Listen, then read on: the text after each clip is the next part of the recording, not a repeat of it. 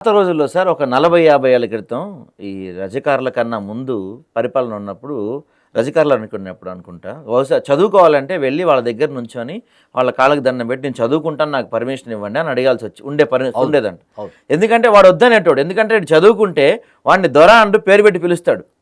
So ఇప్పుడు ప్రభుత్వాలు కూడా మళ్ళీ పాత పద్ధతిని తీసుకొచ్చి అసలు వీడు పేదోడు చదువుకుంటే వాడు వచ్చి నా పక్కన కూర్చుంటాడు, వీడు చదువుకోకూడదంటే ఏం చేయాలి? సాయి గారు మీకు ఒక ఓపెన్ అనాలిసిస్ చెప్తున్నా. ఈ రాష్ట్రంలో ఉండబడిన వాళ్ళందరూ కూడా ఏ రాజకీయ పార్టీ నాయకుడు వెనకాల మీరు నిర్వహించేటువంటి బహిరంగ సభలకు వచ్చేటువంటి జనాలలో ఎవరన్నా ప్రైవేటు కార్పొరేట్ స్కూల్స్లో చదువుకొని గ్రాడ్యుయేట్స్ ఎవరన్నా కనిపిస్తారా సార్?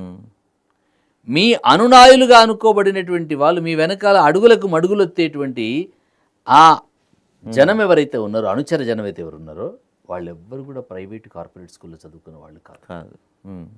డిస్టర్బ్ అయ్యి, డీవియేట్ అయ్యి, డిస్కంటిన్యూ అయ్యి ప్రభుత్వ పాఠశాల చదువుకున్నటువంటి వాళ్ళు. నిన్నటి దాకా జరిగినటువంటి తెలంగాణ ఉద్యమంలో ఒక వేదనతో అసువులు బాసినటువంటి అమరవీరులలో 13-14 మంది విద్యార్థుల్లో చచ్చిపోయిన వాళ్ళందరూ కూడా ప్రభుత్వ పాఠశాల ప్రభుత్వ కళాశాలలే.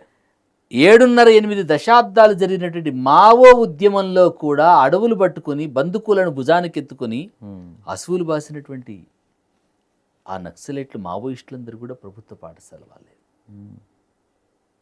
ఇంతకంటే మీకు ఇంకేం గణాంకాలు కావాలి? ప్రభుత్వ పాఠశాలల్లో అంతవరకే ఉండాలి వాళ్ళు. అంతకంటే మించి అత్యున్నతమైనటువంటి విద్యా వ్యవస్థలో కానీ అత్యున్నతమైనటువంటి జీవితంలోకి రావాలనేటువంటి కాంక్ష ప్రభుత్వాలకు లేదు. మళ్ళీ